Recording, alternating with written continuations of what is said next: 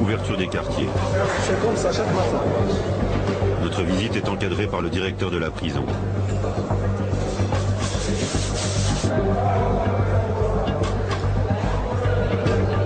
20 heures d'enfermement dans des cellules surpeuplées, 4 heures de plein air par jour, des week-ends entiers enfermés. Pas de travail, pas de soins, des épidémies de gale qui se propagent. Ici, les conditions d'incarcération sont dures. »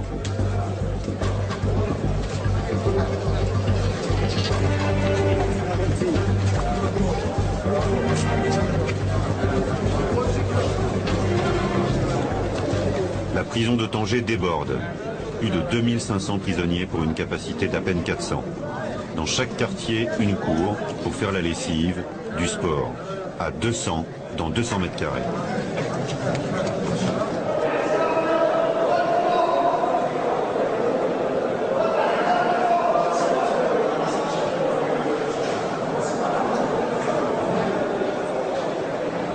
Dans les couloirs désertés du quartier M, nous rencontrons Sébastien. Il vient d'être arrêté, une semaine plus tôt, pas encore jugé. Il a 25 ans. Qu'est-ce qui t'arrive? La douane, ils ont trouvé 95 kilos dans ma voiture. Dans ma voiture. Je leur ai dit, j'ai rien fait, on m'a volé ma voiture. J'ai fait une déclaration à Kinitra. Et voilà, et je suis là. Et je vais peut-être rester ici 3 ans ou 4 ans pour ça. Fais des 3 ans. Je le vois d'ici. Ah, je t'en fous, il y en a des gens qui ont passé ici 5 ans, 6 ans, ils sont bien. 3 ans ici, je pourrais pas. Ah, pas possible.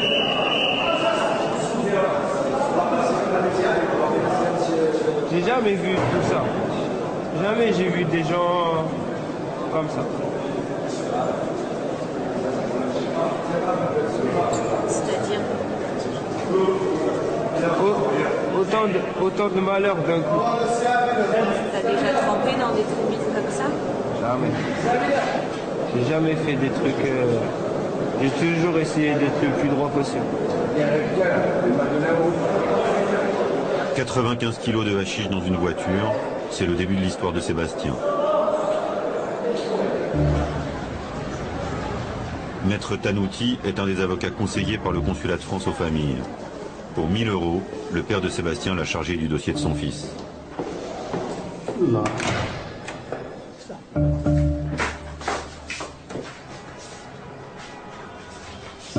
Il y a un certain Mounir avec lequel il s'est rencontré à Kenitra, une ville marocaine. Ce type lui a dit, vous êtes de Toulouse, moi aussi je suis de Toulouse, est-ce que vous pouvez me prêter la voiture pour une journée, je vais faire une quoi? Bon, mon client il a dit non, non, non. Et après il lui a laissé la voiture. Elle est restée chez lui entre le 9 et le 10 du mois de juin. Après, il a vu qu'il n'est pas revenu parce que c'était pour un prêt de voiture pour une demi-heure ou pour un quart d'heure ou pour quelque chose comme ça. Il est parti à la police pour faire une déclaration de vol. Mais malheureusement, il n'a pas de reçu. Je crois à mon client. Moi, je suis ici pour le défendre. Simplement, je trouve un peu son histoire bizarre. Parce que même le tribunal, au tribunal, ils vont trouver que c'est une histoire un peu bizarre. L'histoire de Sébastien ne tient pas la route. Retour en prison, pour interroger les Français déjà condamnés. Pour nous, c'est toujours le même rituel, une longue attente dans le bureau du directeur. Ici, beaucoup d'étrangers disséminés dans les 11 quartiers de la prison. La plupart pour trafic de drogue, une majorité de Français.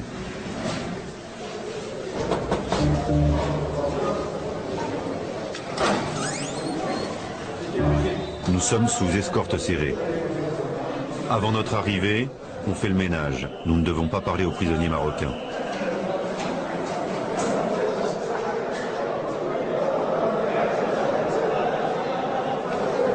Nos interlocuteurs seront triés sur le volet, car certains quartiers nous sont interdits.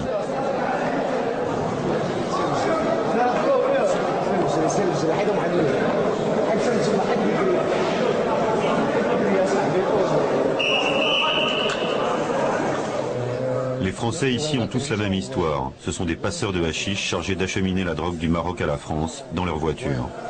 Moi, 40 kilos. 40 kilos. Combien d'années 2 ans et demi. Je parle pour moi, hein, je parle pas pour l'autre. 3 ans et demi pour 99 kilos. J'ai fait 83 kilos. On les regroupe dans une cellule présentable. Le directeur et 2 gardiens assistent à l'entretien. Une pression sur les prisonniers. Tu vois, rien de tout ça, rien du tout. Ils ont reçu des consignes avant notre arrivée. Pas un mot sur les conditions de détention. Pas une critique sur le Maroc. Avec un douanier pour qu'il me laisse simplement. Moi, j'avais une femme, un enfant, j'avais plus de 20 000 euros de dette. Je viens ici, on me dit, écoute, je te donne 30 000 euros, plus une voiture, une belle voiture. Qu'est-ce que je peux dire? Bon, c'est clair, je peux dire non, non. Mais le mec, il revient à la charge. Je te dis, tu te rends compte, là, en 15 jours, tu pars 15 jours avec ta famille ici en vacances, et toutes tes dettes sont remboursées. En 15 jours. T'as rien à faire si ce n'est conduire une voiture. C'est pas moi qui mets la drogue dans la voiture, c'est pas moi qui paye ceci, cela, non. J'ai juste à conduire la voiture, et je touche mon argent. La tentation est forte, elle est extrêmement forte, surtout quand t'es dans la merde en France. Vraiment. Vous savez, une prostituée, vous lui demandez pas si elle aime ça. Hein. On sait que c'est pour l'argent. Les gens qui font du trafic de drogue, c'est pareil. Surtout quand ils sont pas consommateurs. Vous l'avez tous fait pour l'argent? Moi j'avais beaucoup de dettes de l'État, moi. Des dettes de l'État, j'en avais des masses. C'est simple, quand on me dit que vous faites un voyage pendant 2 semaines, je te paye les vacances, je te paye l'hôtel, je te paye la nourriture, je te donne tous les jours une liste de billets pour que tu t'amuses pendant 2 semaines, tu as juste à conduire pour remonter en France, arriver en France, c'est 20 ou 30 000 euros. Voilà. On est content, hein, 2 semaines de vacances, c'est des mecs comme moi qui ne voyagent pas beaucoup. Moi c'est la première fois que je quitte la France, moi, ce matin ça fait 10 mois que je suis pas revenu. C'est vrai qu'on savait pas que c'était aussi difficile de passer les douanes. Parce que Et ils sont bien aidés aussi par... bien informés, à mon avis. Ils sont bien informés. Ils viennent à l'endroit où c'est, ils prennent le tourisme, ils passent la carte par hasard. Le mec qui vient directement sur ta voiture, à l'endroit où tu as le hashish sans faire le tour de ta voiture, il vient directement à la plan qui casse tout. On ne dit pas qu'il a été bien... C'est le risque de casser une voiture sans savoir... c'est un coup de balance. La plupart d'entre nous, à mon avis, c'est des gens qui ont envie de dire, ils savaient déjà en arrivant qu'il y avait des gens dans la On a voiture. d'autres qui ont fait ça un peu grossièrement. Je veux dire, moi je savais pas exactement, donc... En fait, je suis passé à la frontière avec 350 kilos d'hachis sur le corps. Normal. En pensant qu'il avait une cinquantaine de kilos de kilos. cachés dans la voiture. L'histoire du passeur commence donc en France.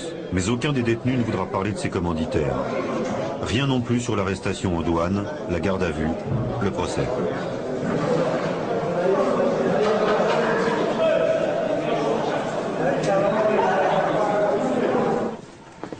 Marc a été recruté par des petits dealers qu'il connaissait de vue. Il a fait 2 ans de prison au Maroc, il témoigne à visage masqué, par peur des représailles. Je connaissais quelqu'un qui m'en a parlé, moi je me suis engouffré, hein. Tu vois, j'en demandais pas tant.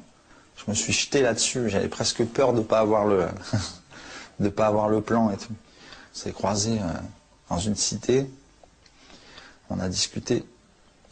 Mais c'était des petits cons, tu vois, qui voulaient... les petits frères qui se lançaient, quoi. Donc ils avaient toujours un peu fait les nervis pour les grands frangins sur le business, donc ils ont bien vu comment ça se passait, ils connaissent tout.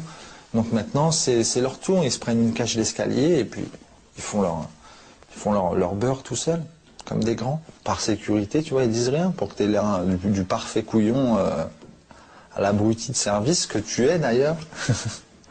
Donc on te dit juste combien tu gagnes. On t'a dit on te dit juste combien tu gagnes. Ouais. Et combien tu devais gagner sur ce passage 100 000 francs, 10 briques. Port de Tanger, en face, l'Espagne, à seulement 14 km. Ici, l'été, un ferry toutes les heures. 5000 véhicules en transit chaque jour. C'est dans ce flux que les passeurs tentent leur chance. C'est ici qu'ils tombent, à la douane, juste avant d'embarquer. L'été, il y a une arrestation tous les jours. Nous proposons aux policiers de filmer leur travail. Très vite, un suspect français est repéré au contrôle des papiers.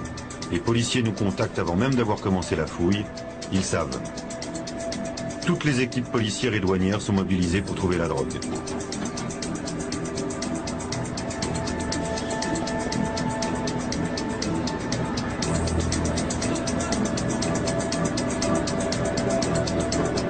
sans chien renifleur, juste à l'aide des tournevis, on teste la résonance de la carrosserie. Tout y passe. Le moteur, le réservoir, le pare-choc, le bas de caisse et enfin l'intérieur du véhicule.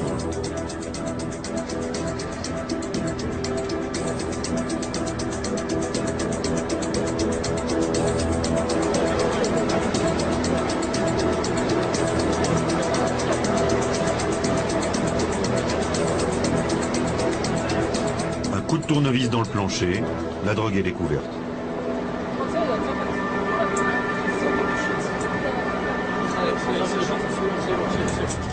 Non, le plancher. Le plancher, le double fond. Paul a 47 ans, il est père de famille, employé municipal. Comme lui, chaque année, 55 Français sont arrêtés au port de Tanger.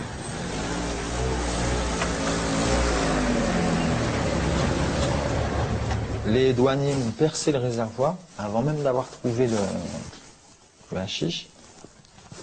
Ils ont percé le réservoir. Donc quand un réservoir est percé avec un coup de tournevis et un marteau, ton véhicule ne repart pas. Hein. Je me suis dit là, ça y est, en fait, je suis baisé parce que s'ils cassent mon véhicule avant même d'avoir trouvé le truc, c'est qu'ils savent qu'il y a quelque chose. Ils me percent mon réservoir et il n'y a rien dans le réservoir. C'est extraordinaire ça quand même. C'était sous les sièges à rien en fait, tout simplement. Le véhicule est saisi, policiers et douaniers désossent la caravane. اضرب في النص هذا لا بلاتي شوف شوف اساعد يا خرجات هذه اساعد بلاتي كمل هنا شويه كمل هنا شويه باش لا عوض عوض لا صافي بلاتي حيدها مع راجل كلشي اتون اتون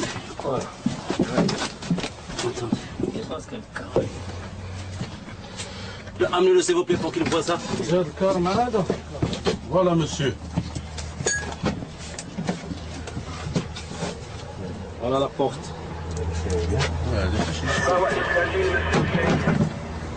Bon, je vais vous raconter comment l'idée vous a tenté, c'est-à-dire pour entrer au Maroc et réaliser cette affaire ici. Au commissariat du port, nous assistons à un interrogatoire courtois en français. Moi j'étais en fait assis par terre, tu vois, les mains dans le dos, les pieds et les mains liés dans le dos et les pieds liés devant, comme ça, un peu en position du fœtus. Les yeux bandés, tu vois, il m'avait mis une cagoule sur la tête. Puis ça frappait, quoi.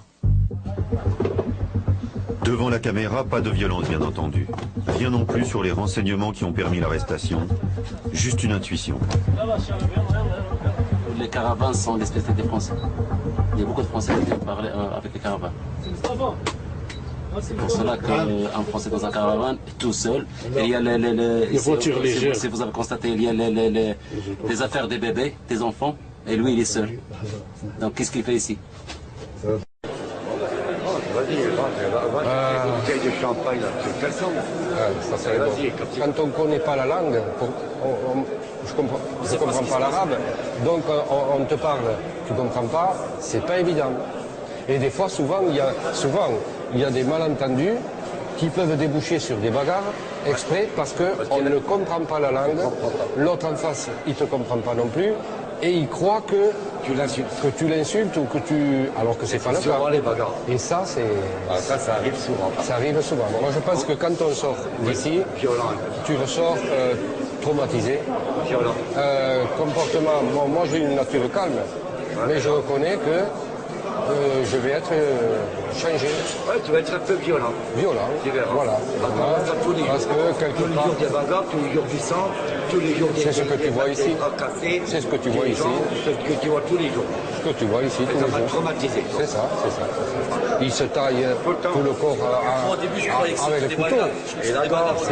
Et la gorge. On s'agresse les uns les autres, mais on ne fait pas couler le sang, parce que sinon on est jugé de nouveau, on est torturé, on est comme ça. Donc plutôt que de frapper quelqu'un, ben je me mutile pour lui, en face de lui. Tu vois ? Donc si toi tu me menaces, on doit se battre, moi je prends mon couteau, au lieu de te planter toi, je me coupe pour toi.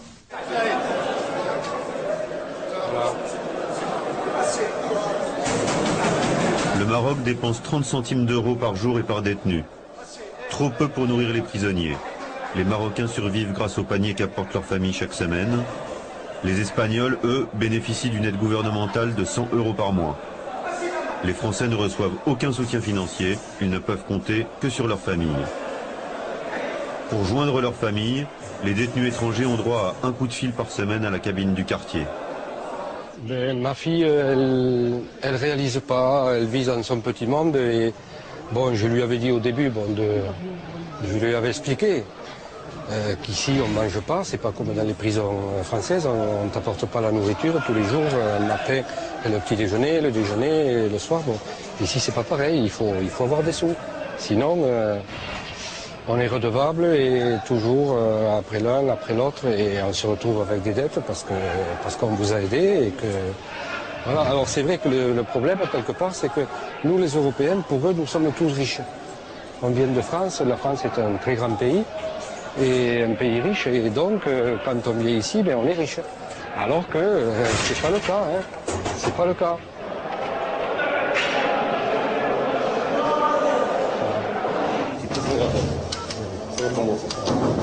Dis-moi ma chérie, tu m'avais envoyé un colis. Oui, tu l'as reçu. Mais non, toujours pas. Oh, tu vois, c'est les salauds, parce qu'ils m'ont dit le plus rapide, j'ai payé 60 € rien que pour le colis. Tu as payé 60 € de frais à la poste pour que 57, ça aille... exactement 57 €. 60 € de frais. Voilà. Ouais, c'est cher. Hein, putain, ouais, alors la prochaine fois, comme je me suis dit, il vaut mieux envoyer un mandat. Eh bien, tu vois, non, mais c'est ce que j'allais te dire, justement. Ah ouais, bon, ben, je vais faire une réclamation. Voilà. Mais ce qu'il faut faire, ma chérie, parce que moi, je mange 2 fois par jour. Hein. Ouais. Voilà, je mange 2 fois par jour et bon... Et oui, je sais, oui. Et ça, il faut m'envoyer un mandat régulier, tu vois, tous les mois. Bon, ce que tu peux. Hein. Voilà. Allez, au revoir, ma chérie, à demain.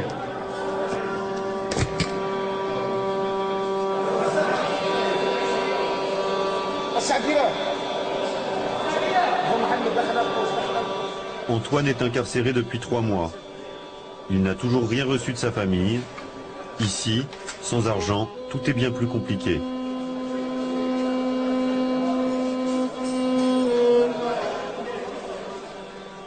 Tout est à la charge du détenu. C'est-à-dire c'est le détenu qui fait fonctionner la prison financièrement. C'est le détenu qui peint sa cellule, c'est le détenu qui lave par terre. Tu vois, c'est nous qui achetons le savon, c'est le détenu qui paye le maton, c'est le détenu qui fait tout, qui paye sa bouffe, c'est le détenu qui paye ses médicaments.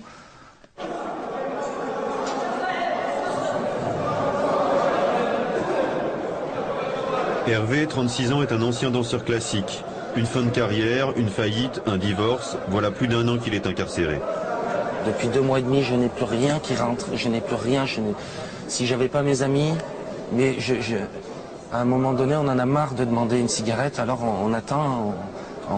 Ce que j'aurais aimé trouver ici, c'est un minimum, parce que quand vous tombez en prison, c'est le bout du rouleau, c'est le fond du trou, et quand on vous demande encore de l'argent pour pouvoir manger, pour pouvoir dormir, pour pouvoir assurer le minimum hygiénique et survivre, là si je vais plus loin je crie, alors je préfère rester tranquille, parce que ma souffrance elle est terrible. Voilà.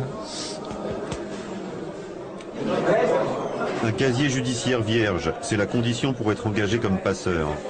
Tous ceux qui se retrouvent ici n'ont jamais eu affaire à la justice française. Au bout d'1 semaine, Sébastien ne réalise toujours pas.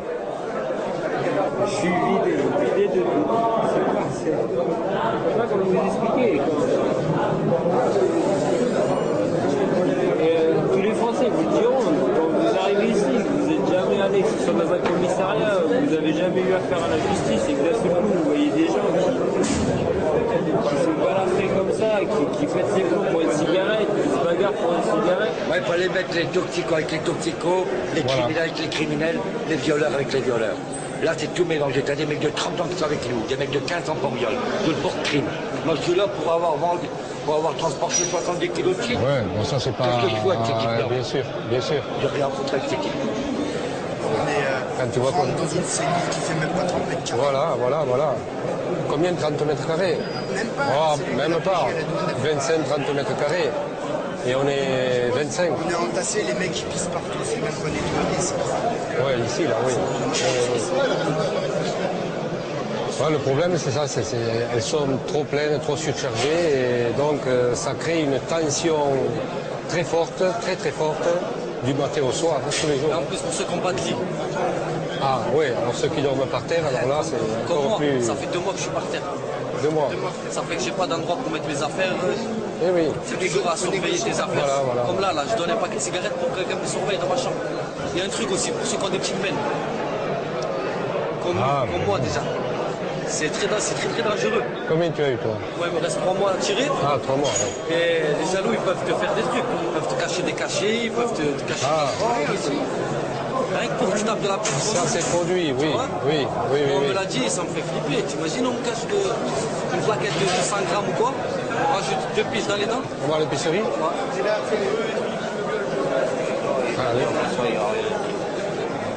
Hassan, l'épicier, tient boutique dans la prison 2 fois par semaine. Il vend le nécessaire aux détenus étrangers qui ont de l'argent. Combien ça vaut une comme ça là? Ça c'est chouette. Bien, ça. Le kilo de dirham, c'est quoi? Le kilo. Le kilo. Pour le kilo. Ça doit peser au moins 6 kilos, non? 10 kilos. 10 kilos, hein? Ah ouais. 10 kilos et demi. Ouais, 10 kilos et demi, oui. Donc ça fait 25 grammes. 20 grammes. Ces prix sont étudiés, majorés. Il faut au minimum entre 100 et 150 euros pour tenir un mois en prison.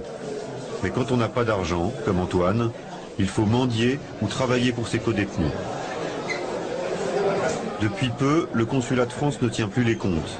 Dans une prison où la corruption fait loi, c'est l'épicier lui-même qui gère directement l'argent envoyé par la famille.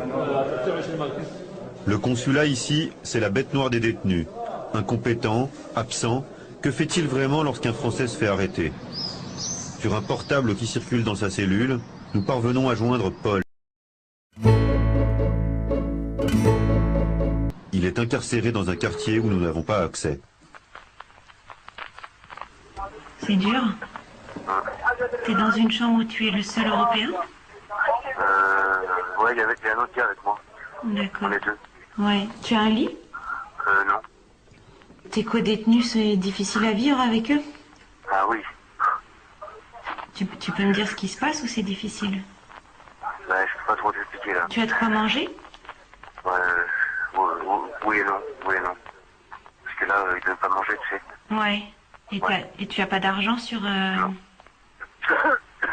Ta famille n'a pas pu t'envoyer d'argent? Pas encore. D'accord.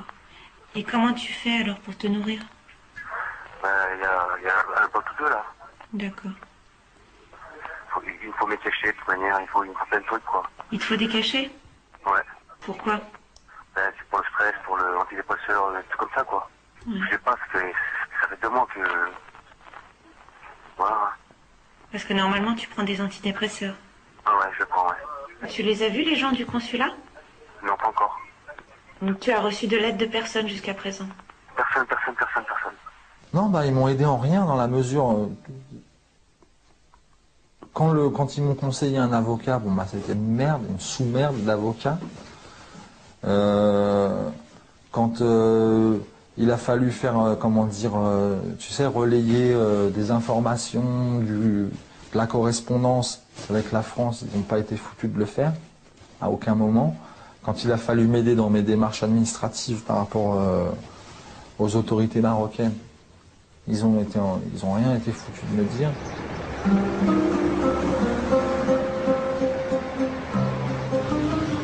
Sœur Monique, âgée de 75 ans, est la seule qui se déplace régulièrement, tous les 15 jours, pour visiter les détenus français. Elle est mandatée par le consulat, ce qui lui donne l'accès à la prison. En quelques minutes, elle part au plus pressé. Soutien psychologique et dépannage de fortune sur ses propres deniers. Tu panier, par exemple? Je sais pas, moi j'ai pas de sous. Hein. Et le consulat n'a pas de fonds non plus. Alors moi ça me dégoûte d'être française parce que le gouvernement français n'a rien pour les Français. Et ça c'est la poisse. Devant le vide des autorités, elle tente parfois de régler aussi les problèmes administratifs. En réalité, elle n'a aucun pouvoir. Le vrai pouvoir est au Quai d'Orsay, en France, et au consulat de Tanger. La protection consulaire, c'est tout simplement la possibilité pour les consuls de France d'avoir accès à nos compatriotes qui sont retenus par la justice d'un pays étranger, de leur faire visite, de vérifier qu'ils sont détenus dans des conditions convenables. Les familles des détenus comme les détenus se sentent abandonnés par la France, nous disent qu'ils ont honte d'être français parce qu'ils sont démunis, sans aide, ni matérielle, ni psychologique, et administrativement, c'est aussi difficile.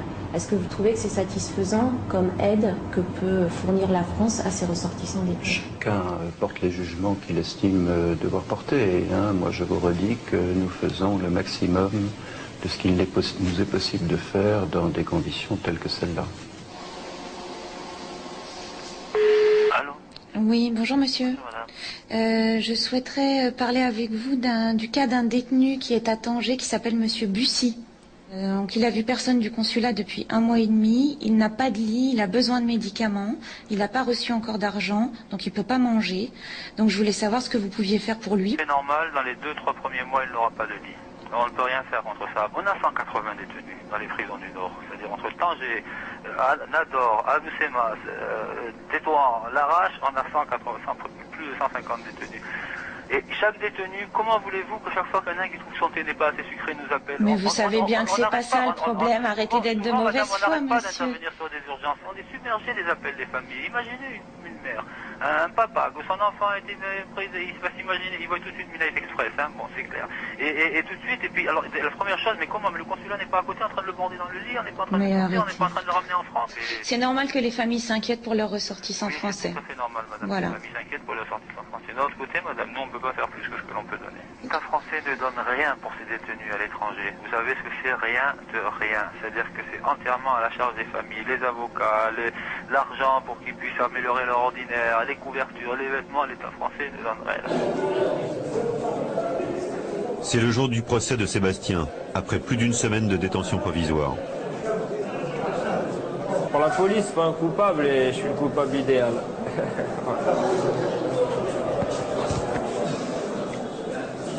Ouais, j'espère que la vérité, ça va payer. Au moins une fois. Oui. Sébastien.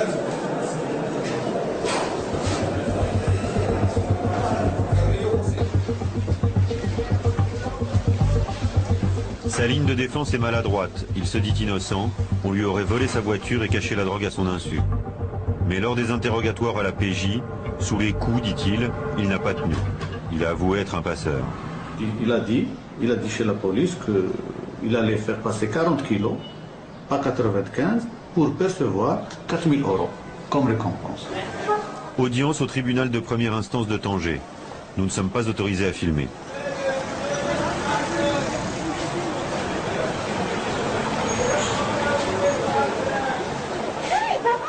Le procès, ouais, c'est parodie de justice. Mon avocat qui sait plus comment je m'appelle, qui sait plus combien j'ai d'enfants, n'importe quoi.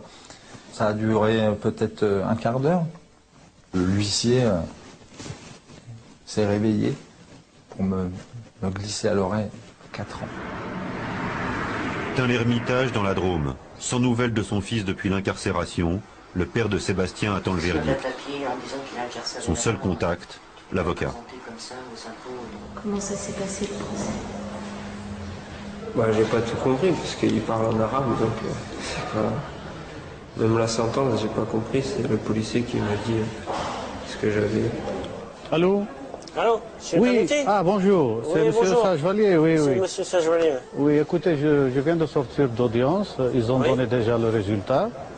Alors votre fils, il a été condamné pour 3 ans ferme, une amende judiciaire de 25 000 dirhams et payer une indemnisation pour profit des douanes.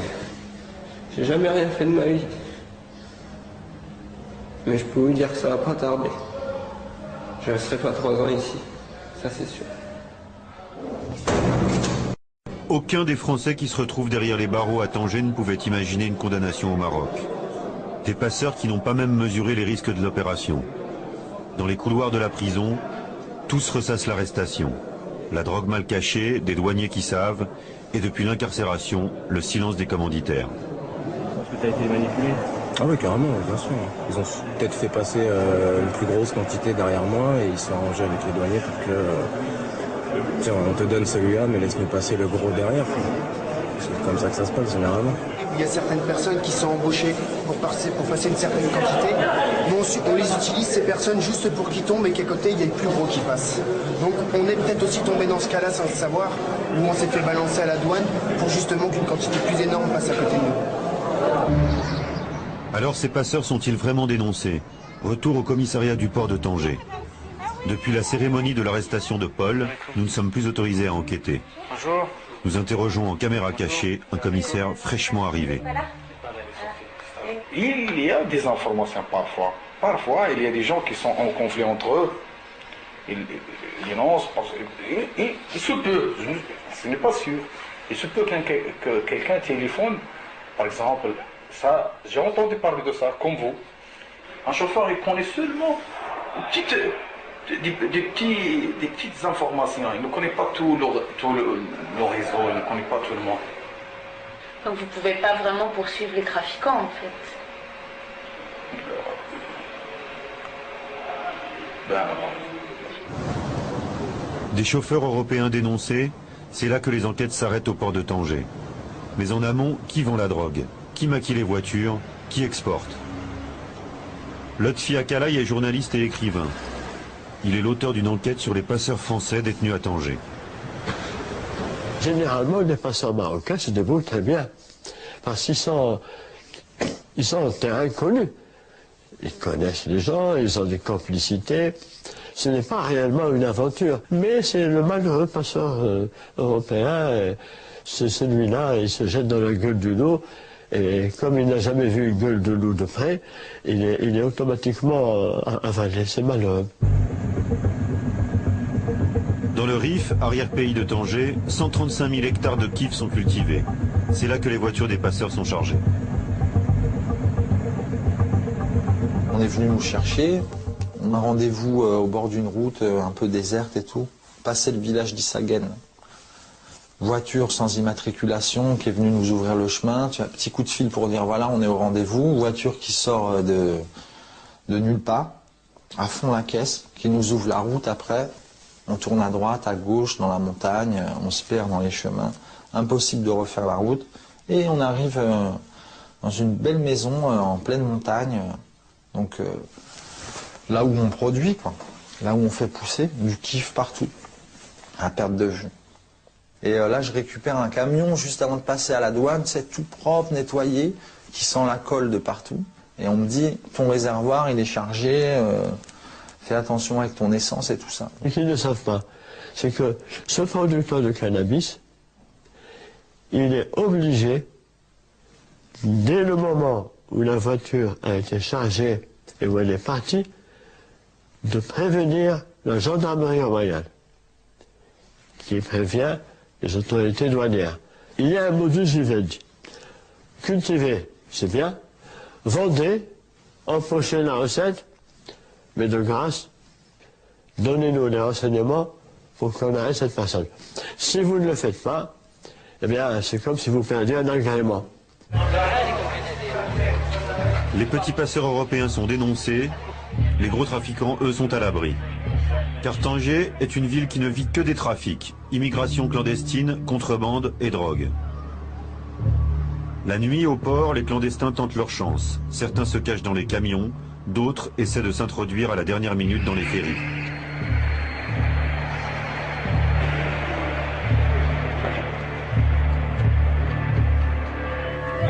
Dans les ruelles de la Médina, la vieille ville, le hashish est partout.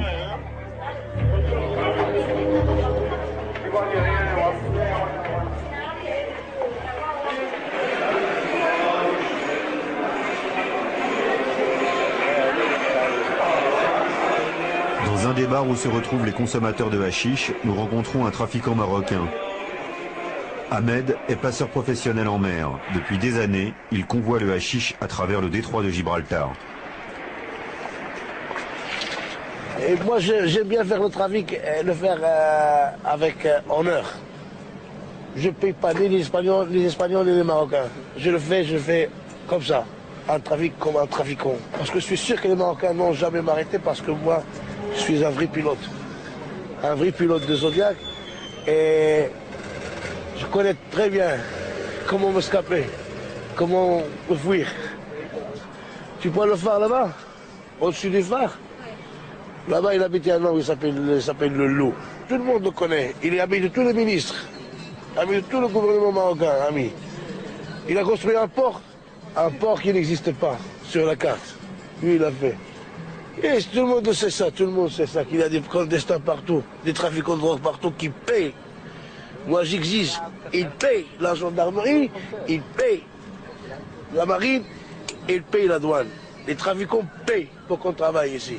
Tous les jours, il y a des départs de marchandises. Presque tous les jours. Presque tous les jours. Ça, c'est une chaîne, on ne peut pas s'arrêter. Ça, c'est une chaîne.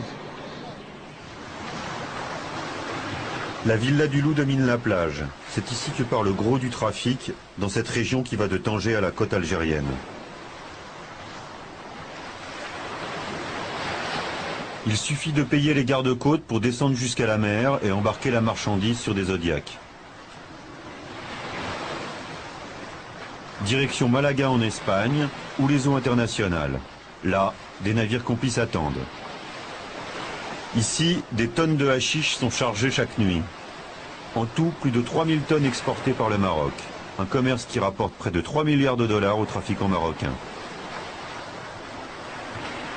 Le Maroc est incontestablement le premier producteur mondial et le premier exportateur mondial, très loin devant le Pakistan, l'Afghanistan et d'autres pays, si on se fie aux saisies réalisées dans le monde, bien que dans ces pays-là, il n'y ait pas d'évaluation de terrain.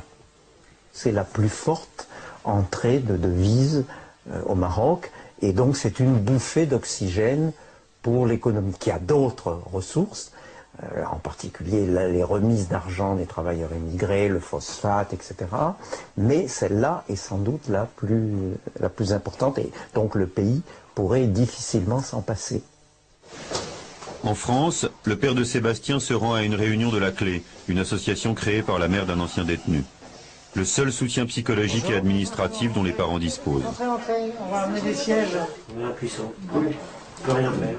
On a toujours des... On ne sait pas s'ils sont sans réponse, on ne sait jamais avec qui. On se demande s'il n'y a pas une possibilité quelque part que ça se passe différemment et qu'on ne la connaisse pas. Tout ce qu'on essaie de faire, on ne sait jamais si c'est suffisant, si c'est assez. C'est vrai que, bon, avec les autorités françaises compétentes, on a presque une fin de non-recevoir. C'est du vent, en fait. Il faut qu'il y ait suffisamment de choses dans nos impôts, dans nos cotisations, pour que nos prisonniers extérieurs aient au moins un minimum de bien. C'est ça que je dis, c'est là qu'il faudrait bouger. Le Maroc réprime, mais fait le tri. Arrêter un petit passeur français a deux avantages. Montrer de la bonne volonté à la France, sans ébranler le trafic, et pointer du doigt le pays consommateur. De son côté, la France refuse d'aider financièrement le Maroc pour endiguer le trafic. Elle le tolère. Nos ministres de l'Intérieur successifs, souvent indépendamment d'ailleurs de leur couleur politique, ont un discours très agressif à l'égard du cannabis, qui mènerait aux drogues dures, etc. Et ce discours contraste avec le fait que l'on évite de nommer le Maroc.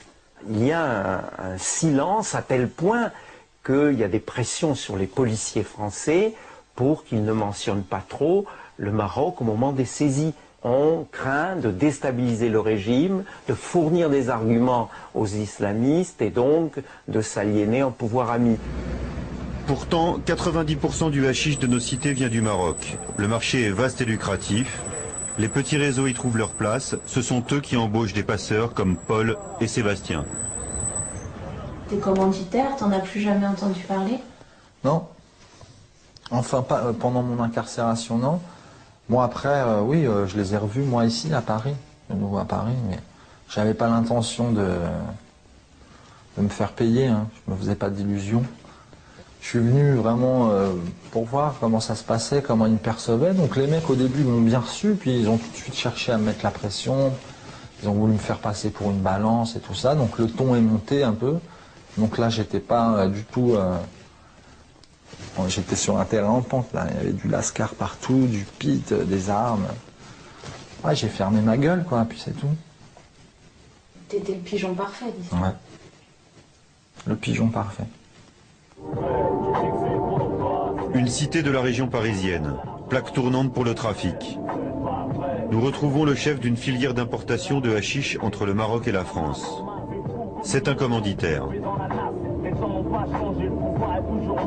Il recrute ici ceux qui prendront le risque, sans le savoir, de finir à Sadfilage, la prison de Tanger.